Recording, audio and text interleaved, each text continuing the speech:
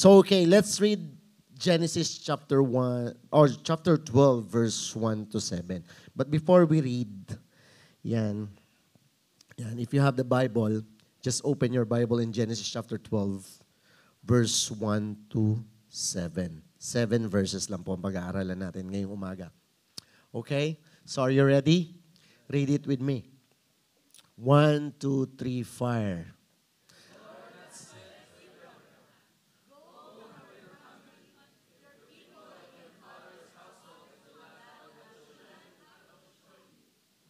Yan, parang may echo tayo, ano? Dito, tapos siyang ganon. Ripple effect. Okay. Verse 2, 1, 2, 3, fire. I will make you into a great nation, and I will bless you. I will make your name great, and you will be a blessing. Verse 3. Diretso na po tayo hanggang 7 po. Sige po, diretso. I will bless those who bless you, and whoever curses you, I will curse, and all peoples on earth will be blessed through you. So Abraham went as the Lord had told him, and Lot went with him. Abraham was 75 years old when he set out from Haran. He took his wife Sarai, his nephew Lot, all the possessions they had accumulated, and the people they had acquired in Haran. And they set out for the land of Canaan, and they arrived there. Abraham traveled through the land as far as the sign of the great tree of Moreh. At that time, Canaanites were in the land. The Lord appeared to Abraham and said, to your offspring I will give this land. So he built an altar there to the Lord, who will adore him. Okay, God bless you for the reading of His Word. Can we close our eyes and let's pray first before we start? Lord Jesus, we want to thank you this morning, oh God. Salamat po, Lord God, sa pagsama mo sa aming ngayong umaga, Lord God. Lord, I pray, Lord God, na every word that we are going to study, Lord God, ikaw po ang mangusap sa bawat isa, Lord God. Lord, that lahat ng pag-aaralan namin, Panginoon, ay matatanim sa matabang lupa, Lord God. And Lord, we rebuke any distraction, Lord God, in this place. Lord, we pray, Panginoon, na ang lahat ng babae, lalaki na nakaupo ngayon sa lugar na ito, Lord, including to those who are watching with us. Lord God, I pray, Lord God, na i-free mo po ang aming isip, Lord God, so we may able to understand your word, Lord God, at yung gusto mong sabihin sa amin ngayong umaga, Lord God.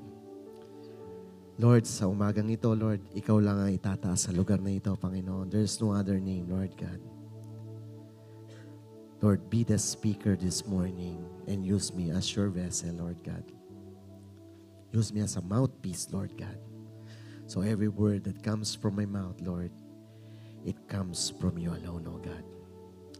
Lord, I pray that there will be no different agenda in this place, Lord, but only God's agenda, Lord God.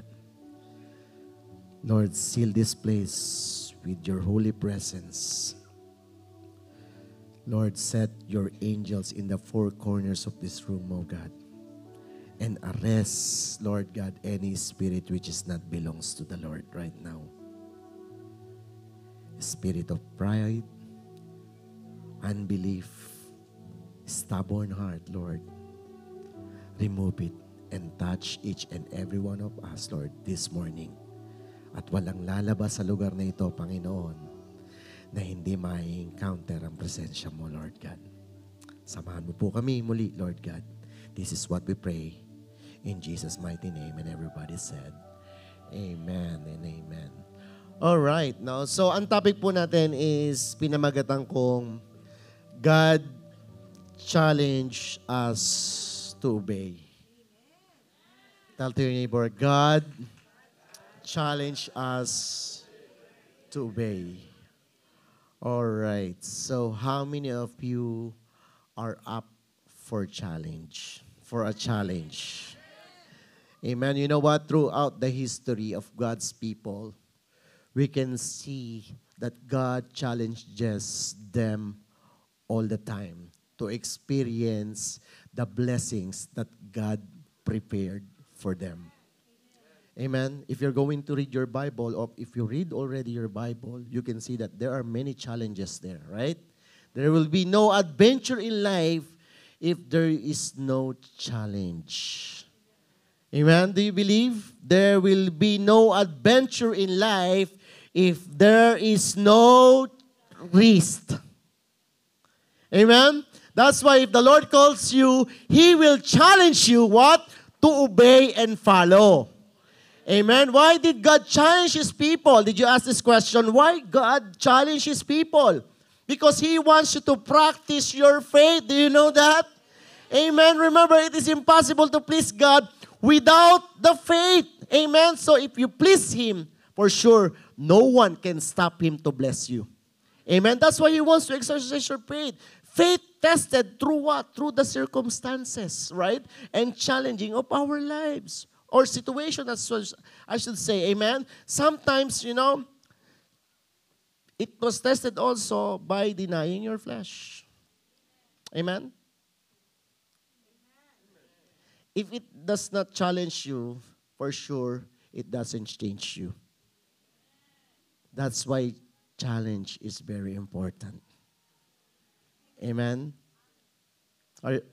Sigurado ka ba yan, Pastor? Yes. In fact, you cannot spell challenge without the word change. Right? So challenge, think about it, scramble it. Challenge. Oh, there is a change there, right? So you cannot spell the challenge if there's no change. Amen? If you're going to rise to the challenge, you must be prepared for a change. Amen? Because many people want challenge, right? Maybe they are up to challenge, but they don't want to change. Or they don't anticipate change in their lives. Is that possible? No, that's not possible. Amen? I want to serve God, but the moment they realize that there will be challenge, changing their routines, right, they started to step back from serving God again. Did you realize that? Sometimes in time, right, you realize that, oh, I want to, Pastor, I love God. I want to commit. I want to serve the Lord. And then when you started to follow God or started to serve the Lord, and then it requires commitment and time, you realize, and then suddenly you step back. Pastor, I feel pressure. Amen? So as we can see in the scripture, the verses that we read, can we flash that again? God was challenging, God challenged Abraham to go from his country, Haran, to a known country. Amen? He said, the Lord had said to Abram, go from your country, your people, and your father's household to the land I will show you. So meaning, God did not say where He wants Abram to go. Amen? So, it is hard to follow exactly when you don't know where to go, isn't it? Amen? So, God will never show, you know what? If God is challenging you, for sure, He will not tell you the whole process, or He will tell you the promise. He will give you the action to obey, and He will tell you the promise if you obey that. But in between, the one that building the gap, He will not tell you. If you remember, I remember this person. I can't. Joseph the Dreamer. If you remember Joseph the Dreamer, do you know Joseph the Dreamer? God told Joseph the Dreamer that I will make you a second in command, right? Do you still remember the story? Amen. But God did not tell Joseph the pit The process, right? That he would be in the pit, he will become a prisoner, he will become slave. Right? God told to Joseph only that you will be a second in command as you obey. Amen? Amen. God did not say about those things. God would say only the challenge and the promise to what? To this challenge. Nakuha niyo ba? Let me say that in Filipino. Kapag may sinabi sa iyo ang Lord, ibibigay niya lang yung promise at yung challenge. Pero hindi niya sasabihin sa iyo yung process. Later on, sasabihin niya habang nag-o-obey ka. Amen? He would not say the process. In between the challenge and promise, yung promise ito, filling the gap, yung the gap, no, this is the challenge and that is the promise. What about this gap? You know, faith is filling the gap. Your faith is filling the gap. Amen? Sometimes we cannot experience the blessing of the Lord because we don't want the change. Amen? We don't want to change. Why? Or because we don't like the challenge as well. That's the reason why we don't experience the blessing of the Lord. It is not easy to change. That is for sure. Amen? Sometimes this will pressure us, pressure people. Who wants to challenge? Who wants to change? No? Sometimes, yung lilipat ka lang ng place, ang hirap. You will change your job. It's so difficult. Amen? We don't like doing things that cause us problem. Amen? Sino gusto dito ang problema? Di ba? Ayaw naman natin. Amen. All we want is to live in a life with comfortable life or without risk or challenge. That is what we want or most of the people wants. Amen? But remember this, there is no breakthrough in life without challenge. Amen. So without challenge, you cannot measure. Why, Pastor? Without the challenge, you cannot measure your growth. Amen. Hindi kapag walang challenge sa buhay, walang hindi mo ma-assess kung nagle-level up ka pa talaga o hindi. Amen. Tama? Hindi mo ma-assess, you will not grow. You will get stuck at the same level if there is no challenge in your life. That's why God's always challenge His people so you will receive His promise when you are in the right level of maturity. That's why in Genesis chapter 12 verse 1 says, he says that the Lord said to Abram, go from your country, your people and your father's households to the land I will show you. So God challenged Abraham to leave his place and go to another place that God would show him later. Wow, it's so, I remember when we got the visa here in Canada, I told our bishop, actually I am half-hearted to go to Canada anymore. I think I would like to stay here in Dubai because we are already settled. And Bishop told me that, why don't you go there? God is going to bless you there in Canada. You remember Abraham, when God challenged Abraham, God did not said where he wants to go.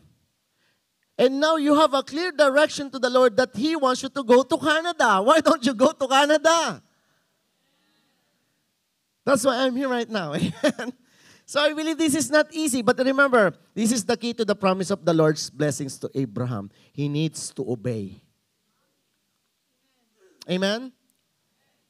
He needs to obey. Before he experienced verse 2 and verse 3, there is verse 1 to follow first. What is verse 2 anyway? What is the blessing of the Lord's waiting for Abraham?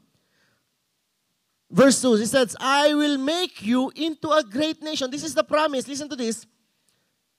The Lord is saying to Abraham, if you will obey, if you will leave your country, your people, and your father's household to the land I will show you, this is what you are going to have. What is it? I will make you into a great nation. I will bless you. Tell to your neighbor, God will bless you. I will make your name great, and you will be a blessing. Wow. Who wants to become a blessing here? Only one? Let me say that again. Who wants to become a blessing here? Verse 3, he said, I will bless those who bless you. Hallelujah. And whoever curses you, I will curse. That is a protection. Amen. And a favor. You know, verse 3, I will bless those who bless you. You are favored as well. Amen. And then there's another protection. He did not say only blessing, but that is a complete package blessing. Because he said, and whoever curses you, I will curse you. Meaning, I will protect you from your enemy. And people, tingnan mo sabi nito, and all peoples on earth will be blessed through you. That is including us today. So that is the challenge. But there is a challenge. What is the first challenge? A challenge to live. God wants to challenge. Actually, there are many things. When I say to live, there are many things. It could be your spiritual level right now. He wants you to level up. Amen? Or this could be geographically. God wants you to move from one place to another. Maybe the reason why you are here right now, God is bringing you here. Amen? God brought you here for a reason. That is for sure. Amen? Maybe it doesn't make sense to you. Why, Pastor? Why New Brunswick? I don't know why, but God has a purpose. God knows why. Amen? God brought you here for a reason. But you know why? Because this is for sure. The reason why God brought you here in New Brunswick, because this is connected to your purpose. Yeah, and God is telling you to obey Him like Abraham. Amen? So He wants you to live. Live from, if spiritually, if you are in a level 1 or you're still in the states of unbelief, God wants you to believe. Amen? Sometimes there are things in life that you need to leave so you can reach your destination. Amen? Kasi alam nyo, those of the extra baggages that wouldn't help you to obey God, God is asking you to leave that. Iwanan mo na. Amen? Obeying God requires sacrifices. Do you believe? No, remember Abraham. See, look at Abraham. God wants Abraham to leave from his place, right? God can bless Abraham. This is the question. God can bless Abraham wherever he is, anyway. Right? But God challenged Abraham to leave his present location. Why?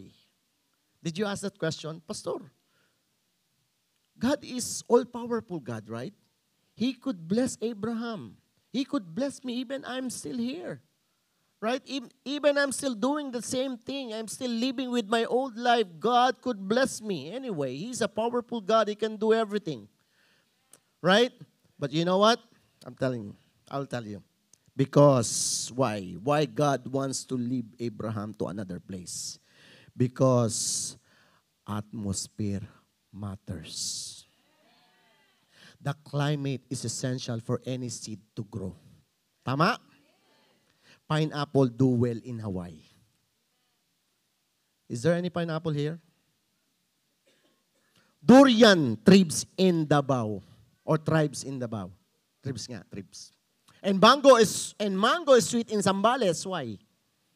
Not in Laguna. Strawberry loves cool places like Canada. Like what I said, atmosphere matter. We are like a seed. Do you know that? We are like a seed. Amen? We need a suitable atmosphere to grow. That's why He asked you to leave from another place. Because maybe the place that you are here right now, or position, I don't know where are you now, in the spiritual level, might be, it's not good potential to grow. Amen? You need to grow. You need to grow. We may need to change the location and situation to unlock our full potential. Amen. Maybe your location or situation right now will not help you to grow. Kapatid, hindi ka nalalago dyan. Amen. Stop being baby Christian for long time. No, maybe the Lord is telling you, you must grow. Amen. Tell to you, huwag ka nang pabebe. Hallelujah. You are matured enough and you need to grow. Amen. That's why the Lord is asking you and He's challenging you right now to live. Live. Live. Challenge to live.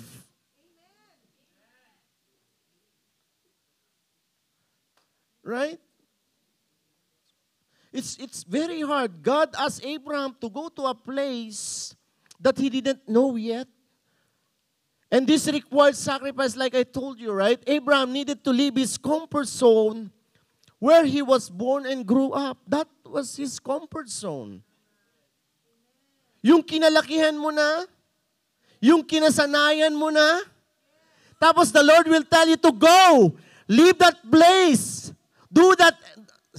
The Lord is saying, huwag mo nang gagawin ulit yan. Change your routine. Is that easy? No, it's not. But I told you, right? That requires sacrifices. The Bible says to leave your people as well, right? He said, leave your people and relatives. Hello? Can you flash that verse again? So they will convince. It doesn't look like convince. Can we flash back?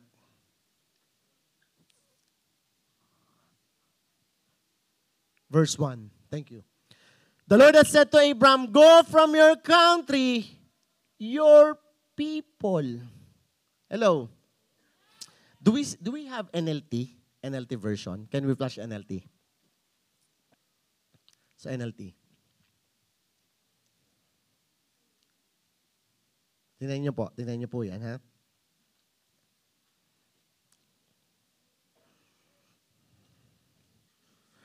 Ito na, okay. The Lord had said to Abram, leave your native country. What's next?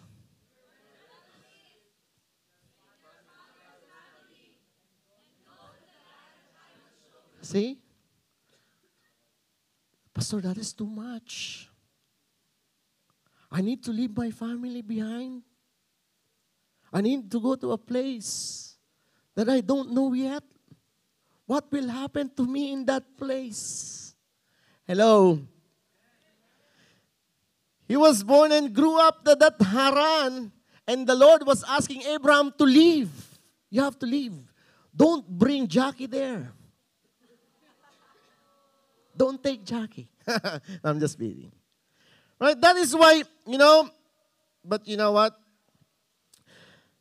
I believe the reason why the Lord asked Abraham to leave his relatives as well, because these people could hinder Abraham from growing also. Sometimes in life, the Lord asks you to leave it because that might hinder your growth. Amen? Maaari, no? Hindi ko sinasabi, iwanan mo ang pamilya mo rito. No, I'm not saying that. No. Please hear what I'm trying to say. Don't hear what I'm not saying. But hear what I'm trying to say. Okay? So, hindi ko po sinasabi iwanan. Pero, ang analogy po rito, ang sinasabi niya dito is, iwanan mo na yung mga nakasanayan mo. Amen? Kasi bakit? That might hinder your growth.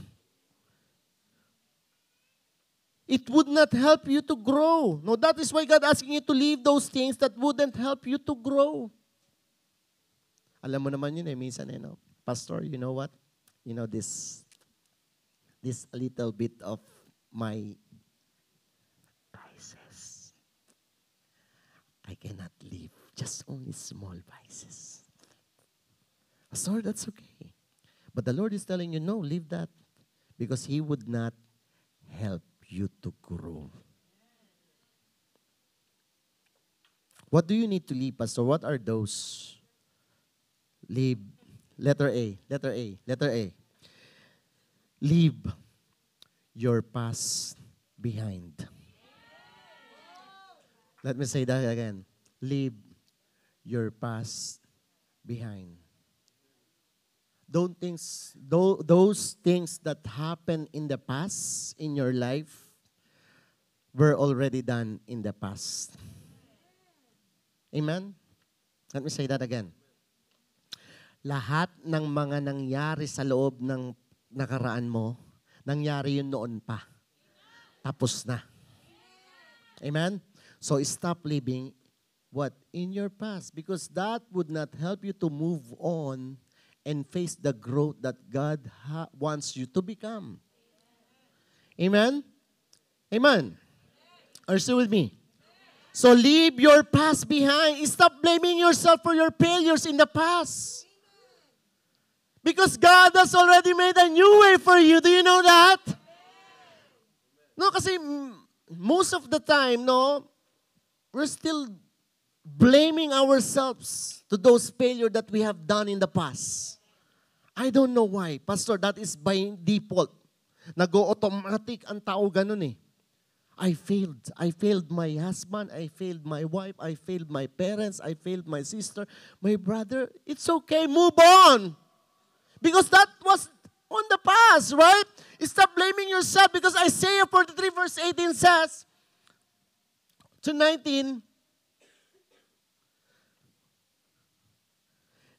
forget the former things, do not dwell on the past. Tingnan nyo to, oh.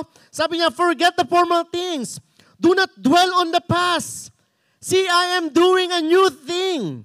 Hello? Isaiah po.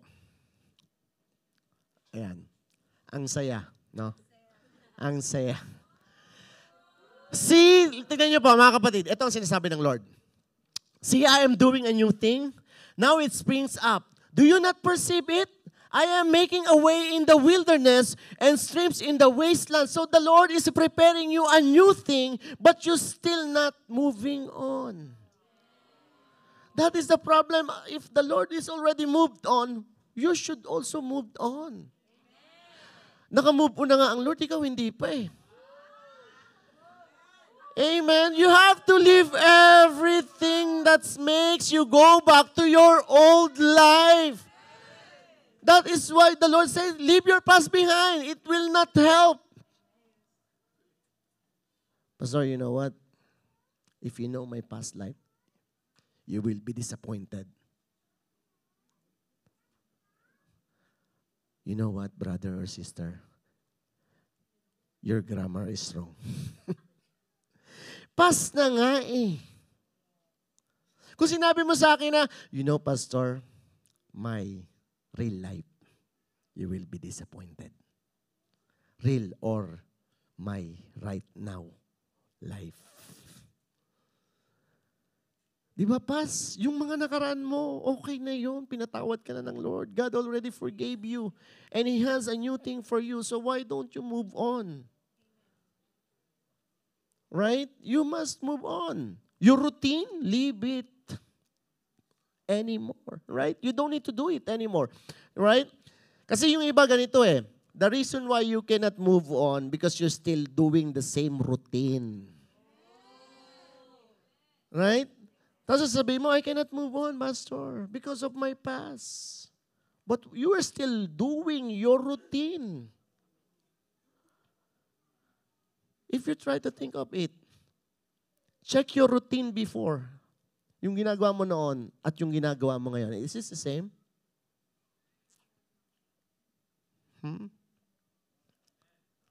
Diba? You have to change your routine. No, sometimes you have to change your peer group as well. Amen. You have to change your peer group because if you will stay with the same peer group, then you're still doing the same thing. Amen. That's why the reason why the Lord said to Abraham, go, leave your people behind. Because you will get stuck with the same routine that you were doing there. And I have a plan for you. That plan is better what you have right now. Right? So, leave your routine. Maybe this will require to change your peer group as well. Amen? And that requires a lot of sacrifices. That is for sure. Hindi po madaling iwanan si BFF, si Bebe, si Pabebe. Amen? You have to change your lifestyle also. That's why I challenge to live, right? Live from your old lifestyle to a new lifestyle. Bumabalik kasi you said, yes, Lord. I want to obey you. But that is the first command or first challenge. Live. Can you do that? Pastor, you know what? In Tagalog, yung patintero. Di ba? Stop playing patintero. Alam niyo yung patintero? Yung papasok ka, may babantay, babalik-balik ka, in. Di ba, ganon? Translate mo na lang, Sisa. Amen? So, sometimes, alam niyo, minsan, we blame other people. We blame other if our situation is not changed. But actually, the truth is, or the problem is, us. We don't like challenges. Minsan, mo pa kasi, because of my situation, Pastor. But the truth is, come on, accept the truth. You don't want the challenges. You don't want change. So that's why you have to leave your what? Past. Tell to your neighbor, leave your past. Leave your ex behind. That is ex already. Amen? Hello? He was my boyfriend, but now he is my husband. Hallelujah. It's okay, right? Amen? Leave your past behind. So remember this, don't dwell on the past. Don't dwell on the past. Amen? Forget it, leave it. Start to live with the new things that God wants you to become. Amen? Letter B. What else do we need to leave? Leave your culture behind. Is that true? We have to leave our culture behind. Amen? One reason God wanted Abraham to leave was that he was preparing him to become a blessing to the whole world. Amen? And this would not happen if Abraham had still held on to his culture practices. No? Let me say that in Filipino. Si Abraham, hindi mapupulpil. Kasi ang gusto ng Lord, maging blessing siya sa buong mundo eh. Tama ba, mga kapatid? So, kung nandun siya sa kanasanayan niya, yung kultura niya, dadalhin niya doon sa bagong place ng Lord, hindi magwo-work yun. Amen? Kung he's still doing the same practices, hindi magwo-work yun. Kaya sabi ng Lord, you must leave your culture behind also. You're still living with that cultural mentality. When I say cultural mentality, I mean a set of beliefs that wouldn't help you to grow. Amen? Maybe you have passed on knowledge from your ancestors about your faith in God. Which means you don't have personal experience but only transferred knowledge you acquired from your parents or from your relatives or loved ones. Amen? So you tend to deprive yourself of the truth because you are locked up from the past on information. Sabihin ko sa Tagalog to, maganda sabihin sa Tagalog. Kaya hindi mo ma-acquire yung totoong truth. Kasi nakalock sa'yo yung dating information na hindi mo naman talaga na-experience. Pinasa lang sa'yo. Kaya nung may truth na ibinibigay sa'yo, pilit mong sinashutdown. Kasi bakit? Ayaw mong tanggapin kasi may information kang naipasa. So you're depriving the truth. Sayang. Tell to your neighbor, sayang. That's why God wants you to bless you if you will become open-minded. Open-minded ka ba? No, you have to become open to this. Kapatid, it would help to embrace the truth rather than the knowledge passed without proper basis. Amen? But the truth will set you free. Kapatid, tandaan mo to. The truth will set you free. Pastor, ayoko maniwala sa'yo. Di mo ka maniwala sa akin. Maniwala ka sa Bible. Then read your Bible. Amen? Kasi sometimes sinasabi, Pastor, ikaw lang naman sasabi. Sino sinasabi? Ang Bible lang sinasabi ko, kung ayaw mo maniwala sa akin, basahin mo ang Bible mo. Because the only truth, maniwala kayo, truth lang ang magse-set free. Saan? Sa'yo. The problem is, tingnan nyo, the Israelites were challenged by God to get out of Egypt and to leave slavery. Tama? Imagine for 400 years, give or take, Israel was a slave for 400 years. That's long time. So it was not so easy to leave slavery for Israelites, right? 400 years? Because they were afraid to take the challenge to go. That is the reason. Hello? Kasi ang problema, sometimes, mahilig tayong, for the sake of pride, sorry ha, ipipilit natin yung alam natin. Pero sa totoo, na-experience mo ba talaga? O sinabi lang sa'yo? Yung parang ganito, ikaw lalaki ka ha, lalaki ka. Sinabi, pero babae ka. Lalaki ka, ha? Sinabi sa'yo, sabi mo naman, oo, lalaki ako.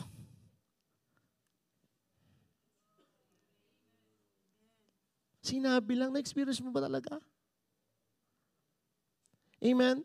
Yung mga information na pinasa sa'yo, yun ang, hindi, because this is what I know. But this is my question. If you're really seeking God, did you search about it? Did you do your effort to search or seek God thoroughly? If not, then I will tell you to go back to your Bible and read the Bible. So you will know, right? Para malaman mo, kasi ang problema, yun ang problema. The reason why God cannot bless you because you are not embracing the truth. You are rejecting the truth. That's why they used to live the way they live. Though they wanted to be set free, but they were not brave enough to take the challenge to leave. That is the problem. Hello? But thank God there was Moses.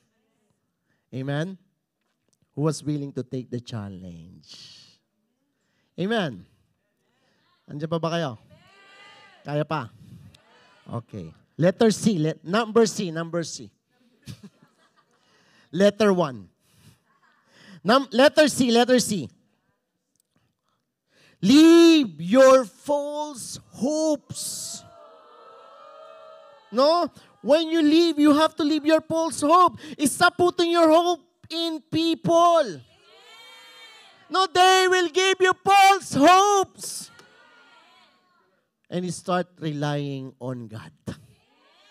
Amen? Imagine that when Abraham left, many people back home or in his hometown were trying to stop him and encourage them not to do it. That is for sure. Although that was not mentioned in the Bible. Amen? Amen. Pastor, saan ang galing yon? When you come to think of it, if you leave your house and decide to live by yourself, your loved ones will not stop you? Hello? Kapag aalis ka na sa lugar nyo, for example, hindi ba nila sasabihin sa'yo, dito ka na lang? Stay here. Why are you leaving? We have your family here. We are here. We will help you. Tama, mali? So for sure, when Abraham needs to leave, all his family was trying to stop Abraham to leave. Tama? But trusting people is a false hope. Amen. That's why look at Abraham. He did not allow his people to stop him, but instead he followed God. No, it is better to put hope in God than in humans. Because it will fail you. Amen. God does not. Do you believe? Where's the proof, Pastor? Psalms 118, verse 8. Psalms 118, verse 8. He said, it is better to trust in the Lord than to put your confidence in man. So if Abraham hadn't left Haran, for sure he would have missed God's promise of his life, right? Kung hindi umalis si Abraham, if he did not obey God, then that is for sure he would miss the promise of God to his life. Right? That's why he would not have to, yung promise na pinangako sa'yo. That is the reason why maybe there is a delay of the promise of the Lord into your life because you don't want to accept the challenge. And this morning, again, if you realized, ang dami na palang challenge ng Lord sa akin and I have to accept the challenge, I will assure you, if you will obey God, hindi ka magkakamali. Amen? Amen? And number two challenge. I'm about to finish. Number two challenge. A challenge to follow. Amen? Where? God told to Abraham, can we flash the first verse? Verse 1. We're still in verse 1. Yeah. He said, God, I will show you, sabi niya, go to a land that I will show you. To the land I will show you. So Abraham needed to leave, but after that, he needed to follow Lord's instruction so he could see where God was leading him. Tama?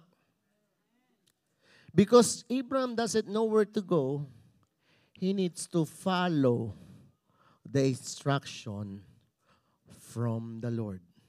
And that is another challenge. Amen? You decided to leave, yes. And what's next? For example, I decided to leave. The Lord asked me to leave in this place and go to that place. To know that He will show me where. So, okay, go, Lord, you stop. You start stepping, right? Okay. I start move. Right? Lord, where will I go? Go step forward. 10 step forward. Okay, Lord. Where will I go next? Step backward 2 times. Okay, turn right. Right? That is the instruction coming from the Lord. That is why, if you don't want to follow His instruction, then how can you go to a place that He wants you to go? Amen? Some other people wants to, yes, I'm ready to accept the challenge. I want to leave. Okay, but I don't want to follow. Is that possible? Yes, possible, but you will miss your turn most of the time. Because you don't want to follow. Imagine if you have running your maps, your GPS, right? You run your GPS, I want to go to Portishead Lane, but you did not follow the instruction. If the GPS said take right and I took left, then definitely I will miss the turn. And I will have delays. Tama? That's why this is also a challenge. If you decided, yes, I want to leave, it's okay. I don't mind leaving my place. But this is the next challenge. Are you willing to follow?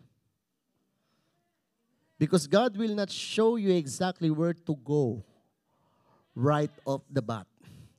Hindi niya sasabihin. Kailangan sasabihin niya, no, step 1. Go and follow step 1. Then what's next, Lord?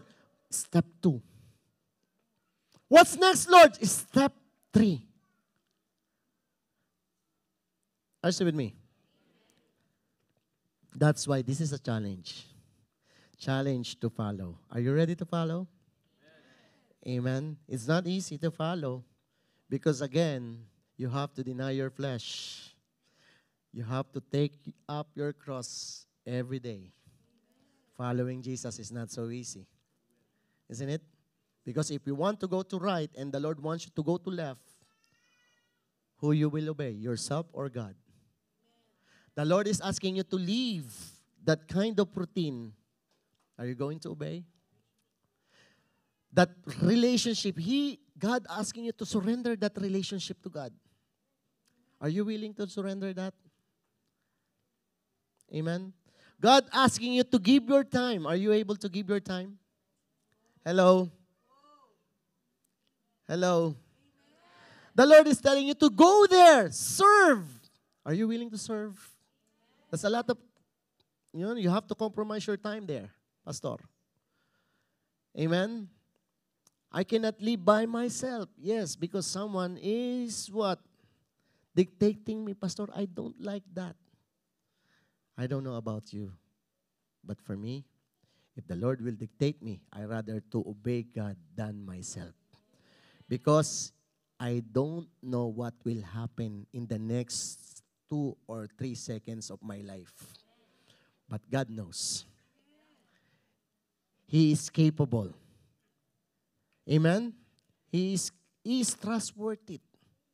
Right? He is trustworthy. So if He's trustworthy, then you must trust Him. And this will take faith to follow. Lord, how can I live? How can I survive? How can I buy? How can I pay all my bills? May utang daw. Sabi niya, may utang. Right? How can I pay all of those, Pastor? If I will follow the Lord. Isn't it? There is Matthew chapter 6, verse 33. The reason why the Lord, put that in the Bible, so you have a promise to hold on. If you will seek Him first and His righteousness, everything, no? Amen. Nagulat ba kayo? Everything will added unto you. That's why there is a Matthew 6:33. If that is not happening, and then let me ask you, did you do the first line? Why, Pastor? Is that in order? Yes, that is the sequence. He did not say, I will give everything unto you, then follow me and seek me first. Second. He did not say that. The Bible said, seek me first. So meaning, that requires time. Hello? Make Him priority. That's what He said, right? Not my word. Galit na kayo sa akin, Pastor. That's not my word. That is God's word, kapatid. If you really believe that God will able to bless you, then maniwala ka. Then you need what? What is the proof that you are believing? Show me your action. Diba? James, wala dito sa scriptures. James chapter 1. If I remember correctly, or 2. Show me your action. Show me your faith. Because faith without action is dead. That's what he said. Amen? Can we flash that? Faith without action is dead. So meaning, you said you love the Lord, you believe in God, but it doesn't see to your action, then your faith is dead. Hello?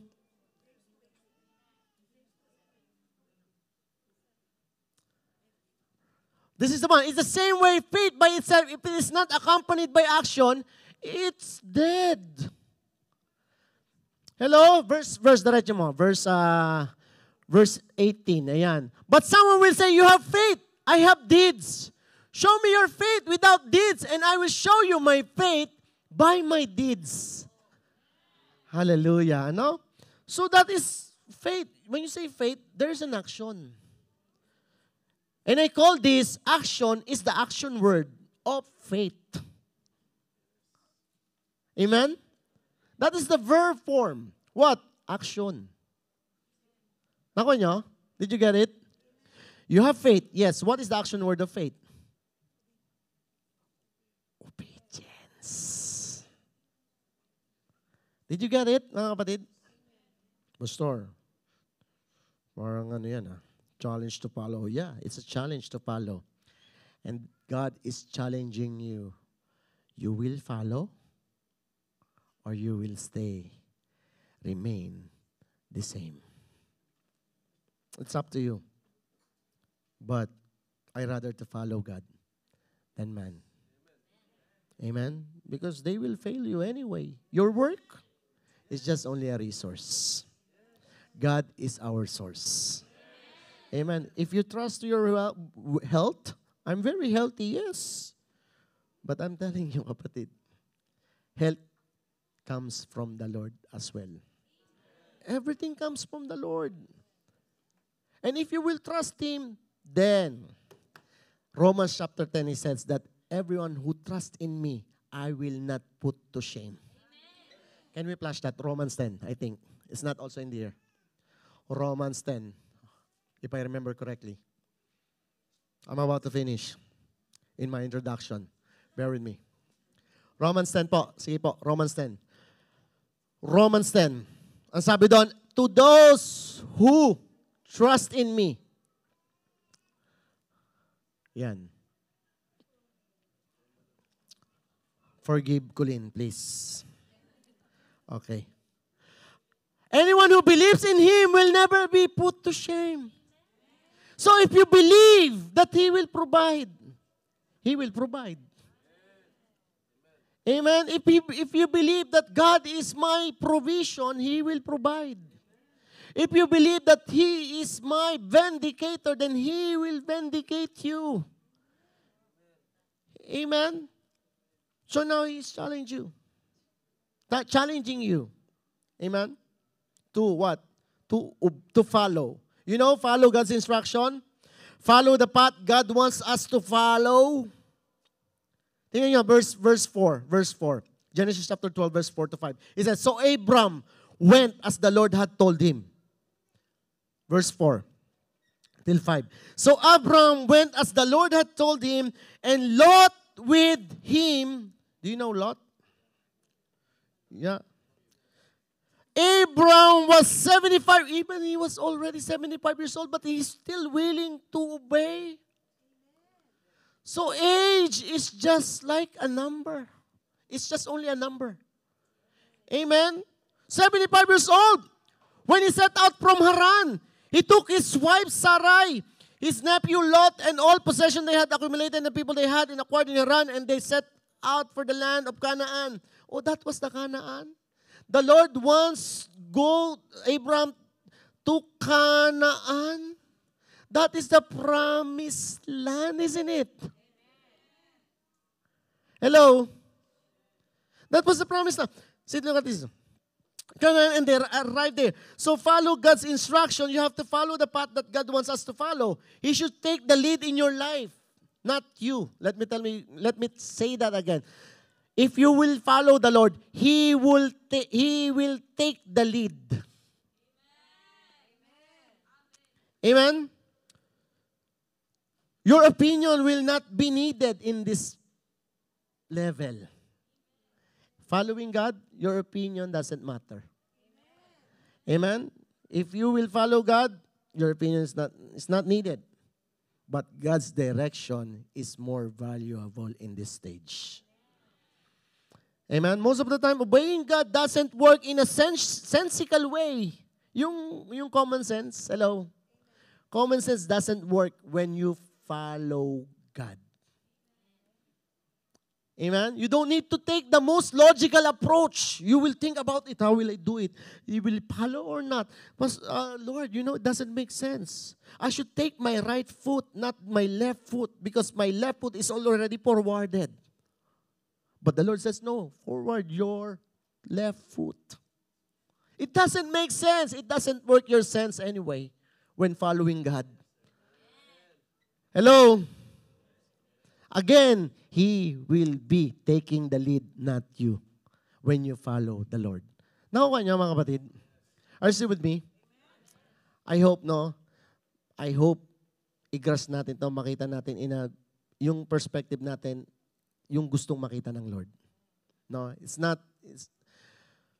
When I was studying this, I really prayed that we may able to grasp and comprehend this word.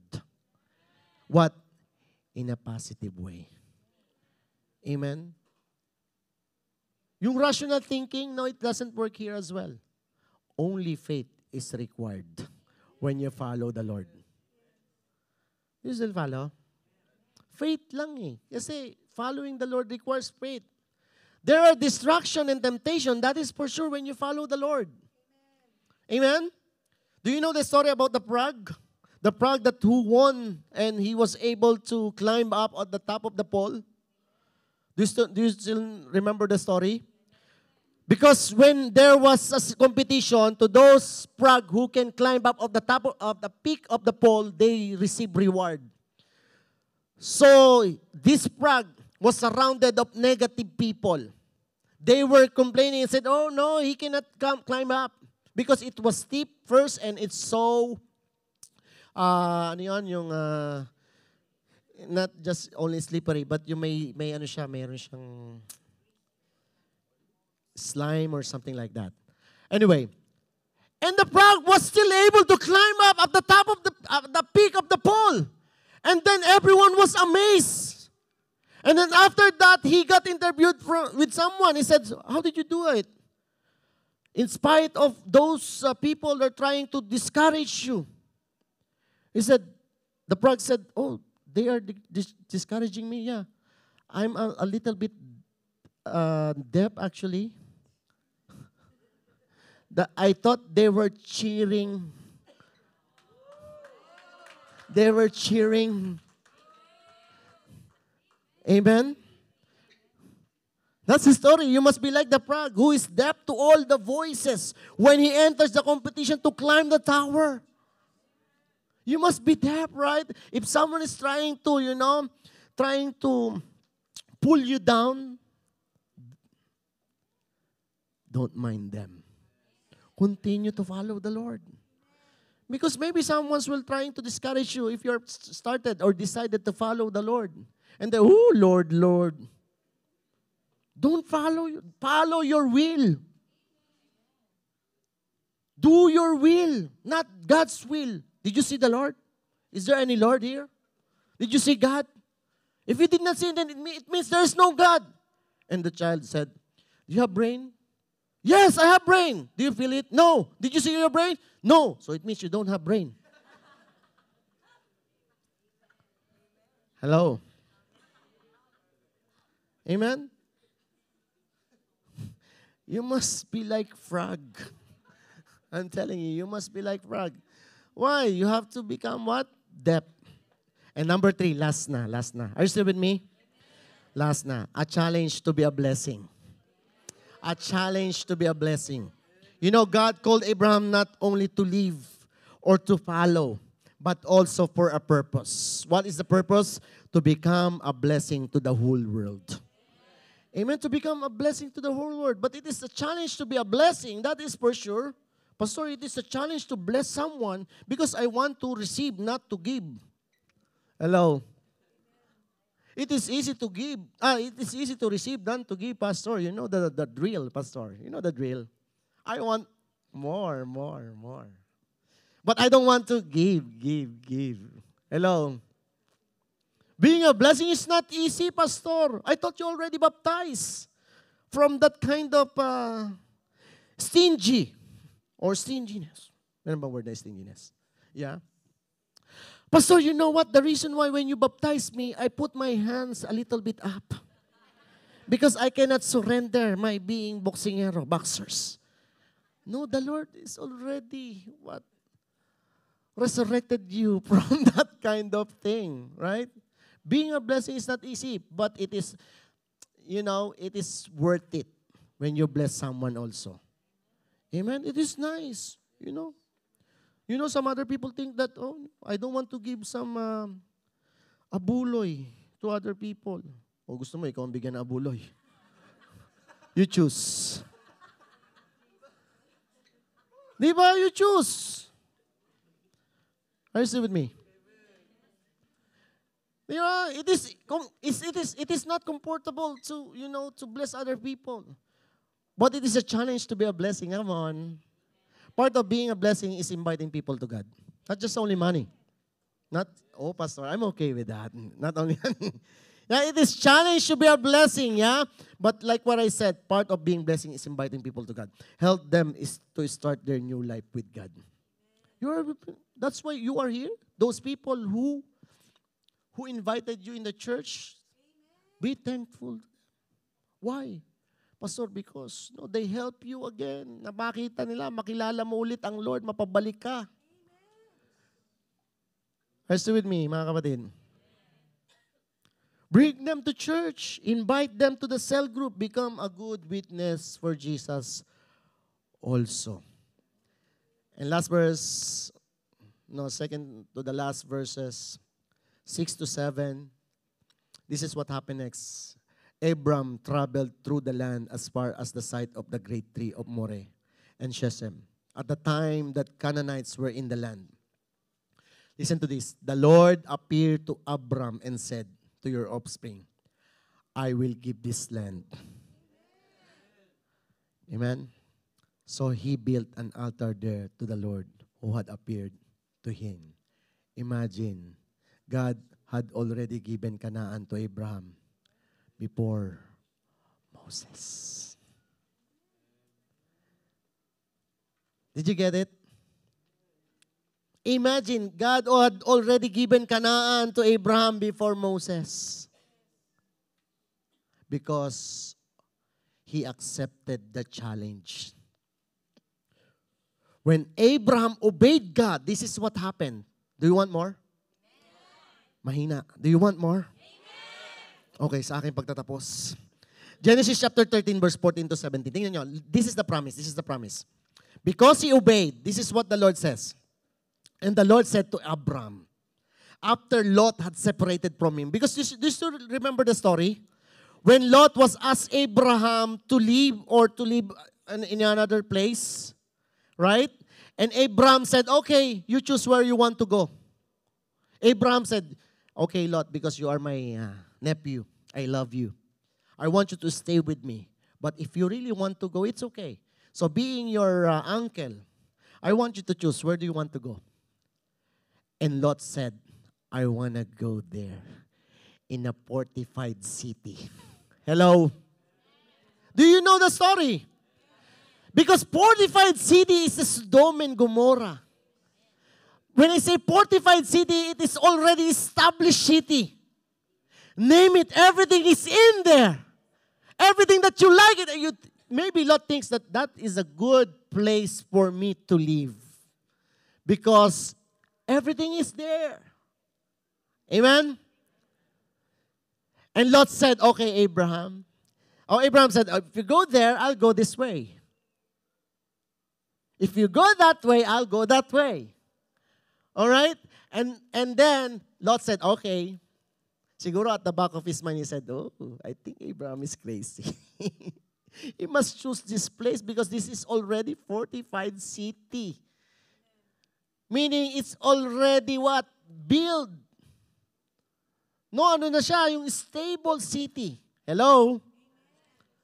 He said, okay, Abraham, bye-bye. I'll see you later. Alligator. Then you know what happened next. Abraham said, this is what the Lord said to Abraham. And the Lord said to Abraham, after Lot had separated from him, lift your eyes now, he said, and look from the place where you are. Northward, southward, eastward, and westward. Oh, parang ano to ah. Deck, eastward, and westward. No? For all the land which you see I give to you and your descendants forever. He said the north, the south, the west, the east, all of that is yours. Amen? He said, for all the land which you see, I give to you and your descendants forever. And I will make your descendants as a dust of the earth, so that if a man could number the dust of the earth, then your descendants also could be numbered. Arise, walk in the land through his length and width, for I give it to you.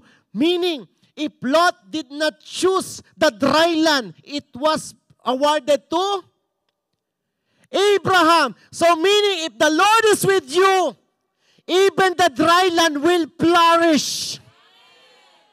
So it's not about the location. It's about where God wants you to go. Hindi yung, dito ako, doon ako. Why? You don't know what will happen to you tomorrow anyway. Sabi ng James, your life is just like a mist. That here, the mist is here now, and then tomorrow it's gone. Nakuha niyo, kapatid? So if the Lord is bringing you in a place, it doesn't matter if that is fortified or not. What matters most is you are obeying God. That's what matters most, right? You're obeying. Can I call the worship team? Right, mga kapatid? Are you still with me? No one? Amen? Can we all stand up? Can we all stand up? So again, kapatid, God is challenging us to obey. And this is your call. I don't know about you, but I will rather to obey God than man. And right now, it is a decision to make. Will you accept the challenge that God is asking you to do?